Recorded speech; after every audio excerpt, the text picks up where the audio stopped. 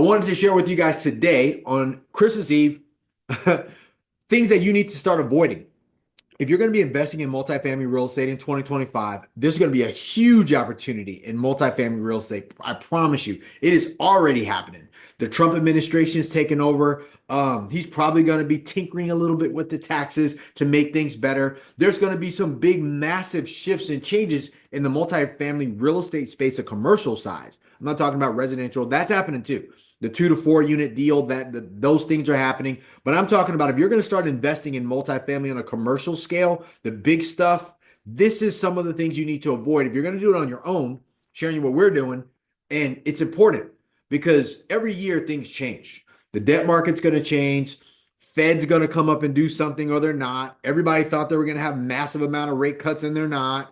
Like I've been telling you guys, keep your eye open. 2025 is a great opportunity, but some of these opportunities are going to materialize in 26, 27. But here's what you need to avoid. If you're going to do this yourself, and this is the stuff I avoid, telling you guys through just my own personal experience while I'm playing this game. I'm not telling you guys to do something. That I eat my own dog food every day, right? Myself and my team. So here's the deal. This is what you need to avoid. Number one, if you're going to be doing this in 225, you're going to do your own deals. Boom. Boom. Let me get it to where you guys can see it. Going after deals that are too small. Look, do not focus on deals that are too small. That is going to be the biggest, well, number one challenge you're going to have, the biggest problem you're going to make is not investing at all. Number two, the deals you're going to focus on are probably going to be too small. It's like buying a shirt. We all know as guys, when you work out, I work out all the time. I love MMA, wrestling and stuff like that. My weight fluctuates. I get bigger muscles. I get smaller muscles. If I'm cutting weight, I'm not going to buy a shirt that when I wash it, it's going to be too small for me. I'm not going to get a lot of wear out of that shirt. Just like your multifamily real estate. You're not buying a shirt, guys. You want to invest in a deal that is big enough for you to have professional management. If you're going to buy a deal, you invest you and your partners, or like me, every deal I look at is at scale, right? 200 units, institutional quality. But for yourself, if you're going to do this on your own, do not go too small in 25 because you're going to need to buy a deal. You're going to either going to be using your own money, you're going to raise money with partners, and you need to be able to make sure that you and your partners are going to make at least $1 million on that deal. Every deal should be your target. That's going to be somewhere around 16 to 32 units, depending on where you live at. You can probably pull it off with a 10-unit deal if you're in like California, Hawaii, New York, like the high price stuff, right? That's number one.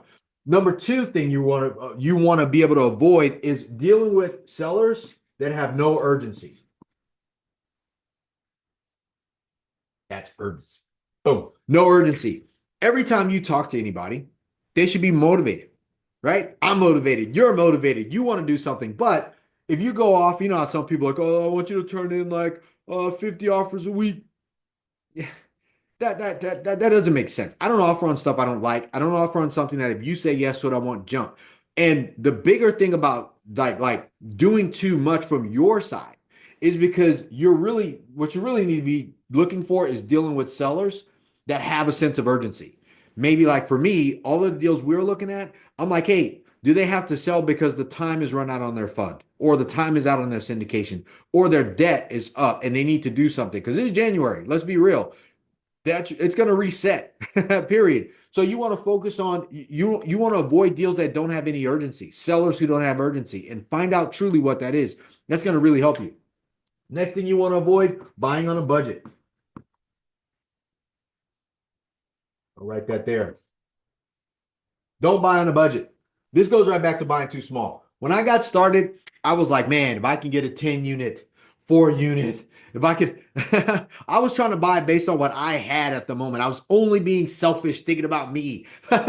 So when you think about the deals that you're going to invest in, if you're going to go do your own deals or you're going to invest with me, whatever, like I'm not buying on a budget. I'm buying towards how can me and my investors win?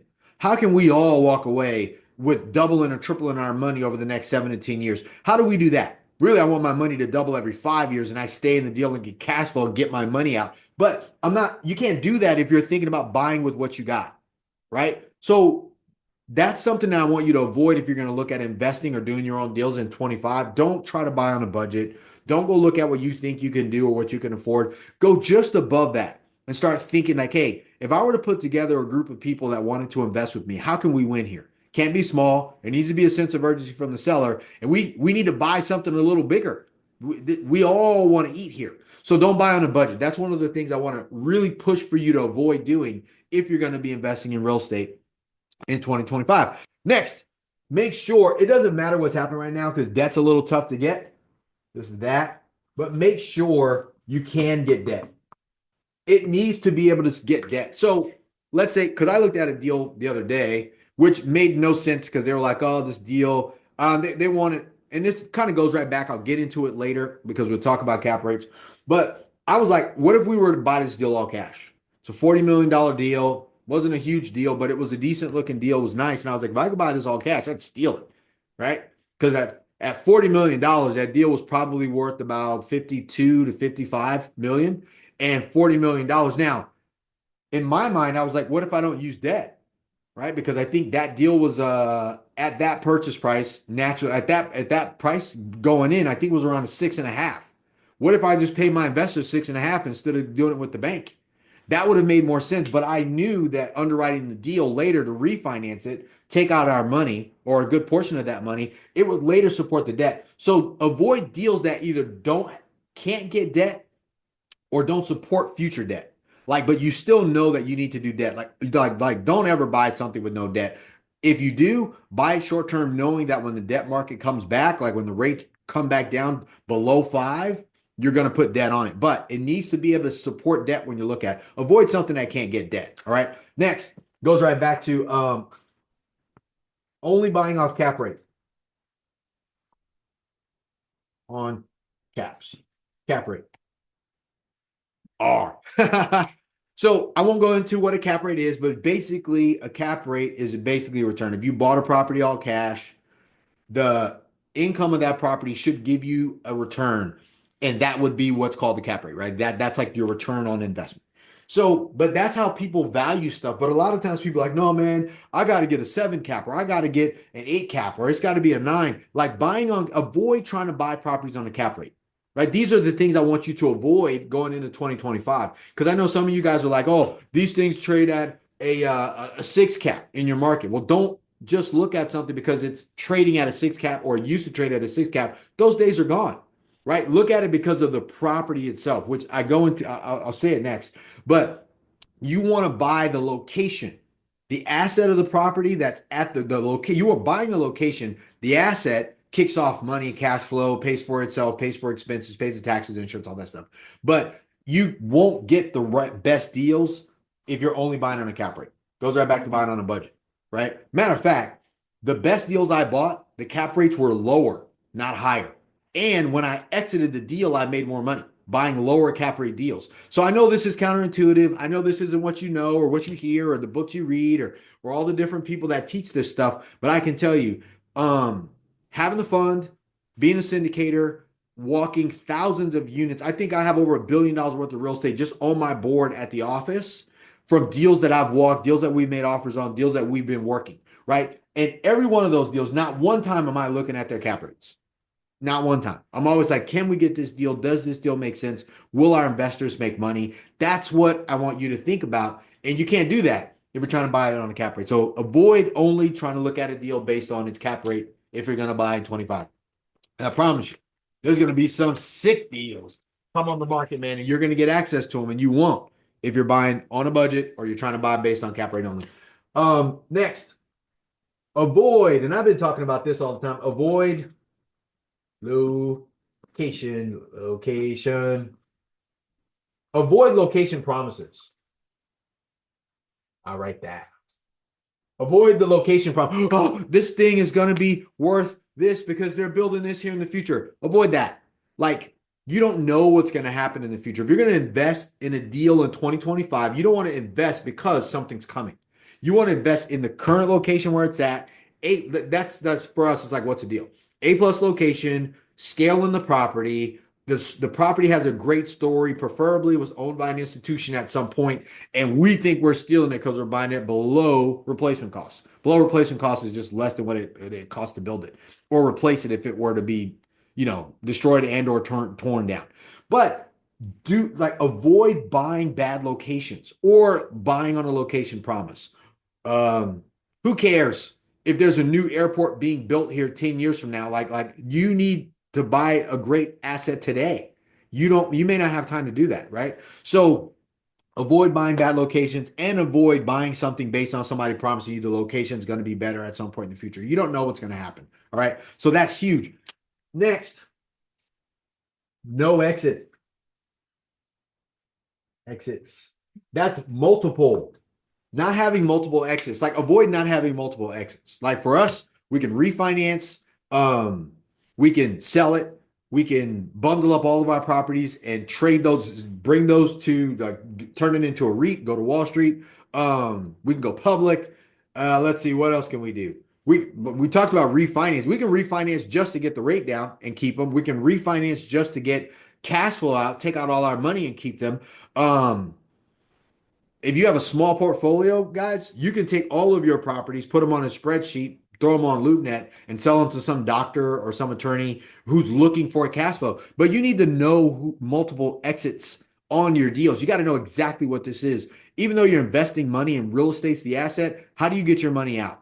Avoid not having multiple exits in 25. So if you invest in a deal, let's say you bought a deal in 25, you shouldn't be looking at exiting that deal until 35, whatever, 10 years down the road. But along the way, it's like a railroad, like a train. You want to be able to be like, oh, I can get off at stop 1, I can get off at stop 2, I can get off at stop 5, I can get off at stop 10, whatever that is for you. But make sure that you avoid not having multiple exits. Which brings me to this other thing, which is supports this. Not on market. I was going to write off market, but not on market. Try to stay away from off market deals or off market. Say it like that. Avoid off market deals. Here's why. Because if you are constantly looking at off market deals, how are you going to figure out what your exits are going to be? I ran into that. I bought a deal. We bought a 17-unit apartment building deal, not on the market. I bought the deal. When I went back to the bank, there wasn't enough market desire for the property, right? That it matters because then when they looked at the deal, they're like, hey, it's not been the market. You're the second owner. It didn't go to market, so we can't even figure it out aside from what the appraisal was. And at the time, they kept killing my rent roll because they were like, oh, this property down the street and this property down the street and this property down the street, but they had nothing as relates to that property. So if you're dealing with off-market properties all the time, I get it. You're going to run a campaign. You're going to get a deal that's too small, right? You are. You're going to mail the owners. I did it too. I don't do that anymore. You're going to mail the owners. They're going to come to market. Oh, they're going to be an old person. They've had the deal for like 40 years. It's been in their family. You're going to try to do creative financing. And then later when you go to cash out of this deal, you're going to have a problem trying to figure it out because you don't even know who your buyers are. You don't have a pool of buyers. The reason why I like deals that are on market, naturally I deal with institutional quality assets. I want to later know who my buyer is. So if we know we have like a institution, we got a life insurance company there, we have a local fund, like that's an evergreen fund or something like that. That's all they do is buy multifamily properties, but they deal with pension funds, they deal with CalPERS, they deal with Madison Life, they deal with New York Life, they deal with Mass Mutual. Like that's who my buyers are. Why? Because in 10 years, I'm going to exit that market or I'm going to exit the asset or I'm going to refinance. I need to know who can I go to? Who can I chum the water with, man? You got to know that too. And if it's just some mom and pop, in 10 years, they may not have money. And you don't know that unless you're taking a look at some deal that's on market. Because the same people that want the deal now will want the deal later, right? That's huge. So, and that's with the no exits. And I went over the wrong location. And last but not least, to avoid something to avoid, not investing. Boom. Boom. Not investing at all. 2025 should be the year that you throw down. If you have not, this would be the time that you go nuts, really. Because I believe over the next, for 2025, I thought it was, I'll be honest with you, I thought it was going to happen in 24. It did not happen in 24 because the Feds held off, but they can no longer hold off. The market is going to do what it's going to do. But what I do know and I can bet on is that inflation will continue to do what it's doing. It has to. Supply and demand. People will continue to rent. Housing is dead in this country. Less and less people want to move into a house because less and less people have confidence in what they've seen. So not investing in multifamily properties, whether you're doing it with somebody else or you're doing it on your own is going to be the biggest mistake I want you to avoid coming up in 25. Find somebody who knows what they're doing. The easiest way to be a multifamily investor is to invest in a multifamily deal passively, to be a limited partner. I'm a limited partner in institutional assets. I have my own fund, so I'm also a general partner where we're raising money and going after deals. So, like, I eat my own dog food on all of these things. All right. So, these are the things I want you to avoid as a quick recap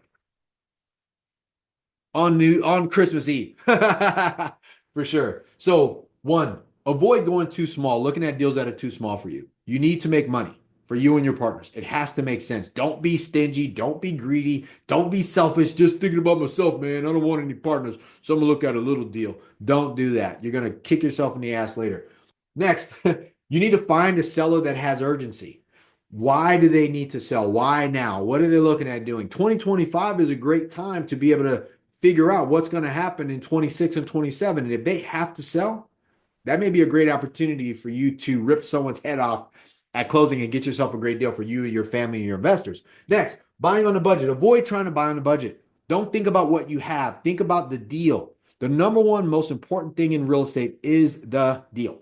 The second thing is the debt. Can that deal support the debt? Because I can promise you, if you're a lender, Fannie Mae, Freddie Mac, Lifeco, a debt fund, or your local bank, regional bank, commercial lenders, whatever, if they look at the deal and go, hey, we don't like it, then you don't like it either. Trust me, they're your number one partner. They're going to give you 60% to 70%, I would say 65% of the money that you need to close that deal, right? So buying on a budget and trying to buy on a budget, it still needs to support the debt. Even if you're not going to even take on debt first, you're going to refinance later. Next thing I want you to avoid is only buying based on the cap rate. Do not take a look at a deal because it's a 7 cap or it's a 6 cap or it's a 10 cap. Man, every time I look at stuff like that, it's crazy. But I want you to avoid that. I just want you to be, like I said, number one thing, the deal.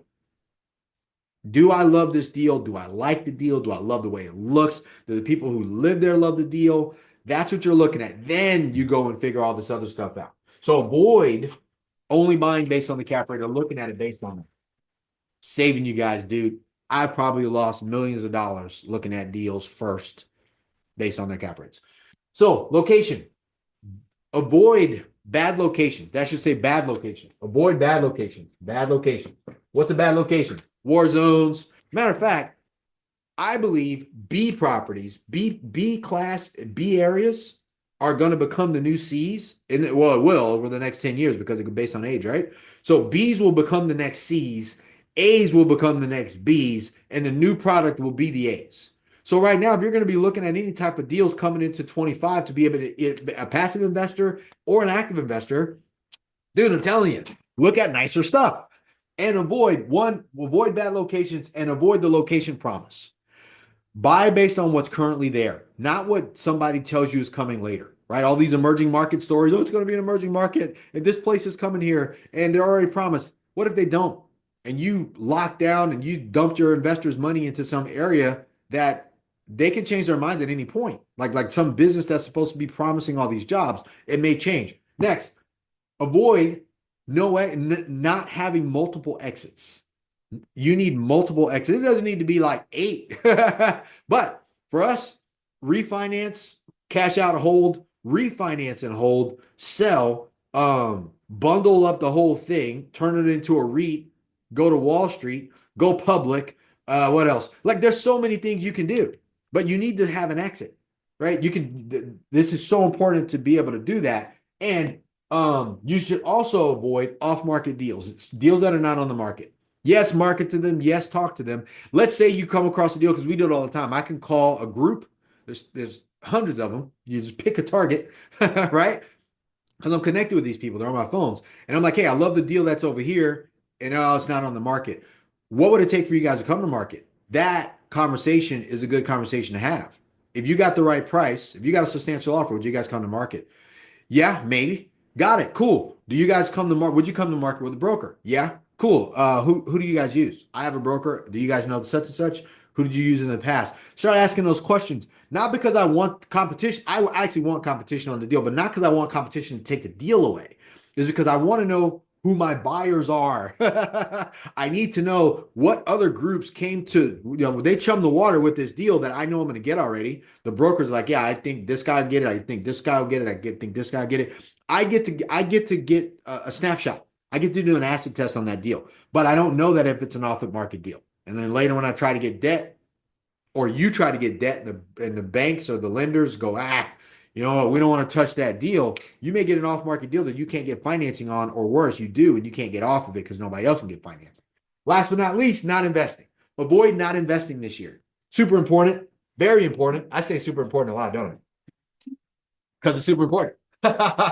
Anyways, I hope this helps you guys, but not investing will be the biggest mistake you're going to make. That I want you to avoid that. Whether you do it on your own or you do it with somebody like me, I'm here to help you. You can go to bell-capital.com. You can register there. That's the only way you get an opportunity to see our open funds, see the deals that we work, see the deals that we like, deals we don't.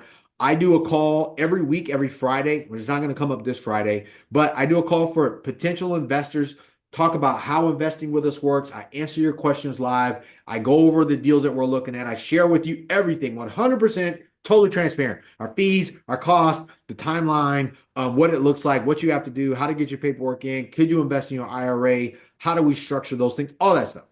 So I'm here for you. And if you want to do this yourself, I'm here for you too, man. I make these videos. They're here. I have hundreds of videos. I think we have over like 700 videos here, moving our way to 1,000, moving our way to 2,000 videos. 98% of the things that I do is for free because I definitely want to help you. I wish this information was available for me when I started. I will have already had multiple billions of dollars worth of real estate because I'm an extremely motivated person, as are you. I know that. But these are the things I want you to avoid for 2025. You can create generational wealth for you and your family for the rest of your life, this generation and the next, if you get involved in multifamily real estate. You can do that in two ways. You can go find your own deals. You can invest. You can use your money, partner with other people, and you can make them a lot of money. Or you can invest with somebody else, still be a part owner in those deals, and just get the cash flow where we find the deals, fund the deals, manage the deals, and send you a check every month. My goal is to send people money every month and to help people take care of their families. That is a goal of mine. I will do it. I want to do it with you guys. That's why I'm doing what I'm doing. So, but anyways, still got to know why I'm doing it, man. So I like to share. Share this video. Like this video, comment on this video. I love your comments. I answer to every one of them. If you have something that you have a question about, you want me to answer on a video and I make a training about it, I'm here for that.